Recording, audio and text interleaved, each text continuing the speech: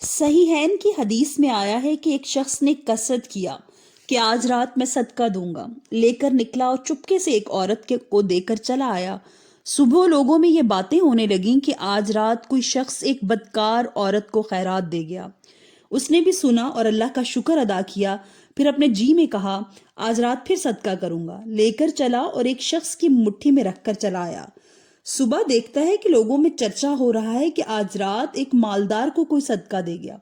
اس نے پھر اللہ تعالیٰ کی حمد کی اور ارادہ کیا آج تیسری رات بھی صدقہ دوں گا۔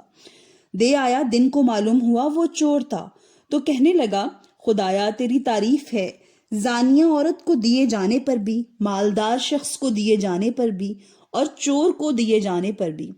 خواب میں دیکھتا ہے کہ فرشتہ آیا اور کہہ رہا ہے کہ تیرے تینوں صدقے قبول ہو گئے۔ شاید بدکار عورت مال پا کر اپنی حرام کاری سے رک جائے، شاید مالدار کو عبرت حاصل ہو، وہ بھی صدقے کی عادل ڈالے، اور شاید چور مال یا پا کر چوری سے باز رہے۔ تفسیر ابن کثیر۔ اسلامک ویڈیوز کی سپورٹ کے لیے چینل کو سبسکرائب کر دیں۔ شکریہ۔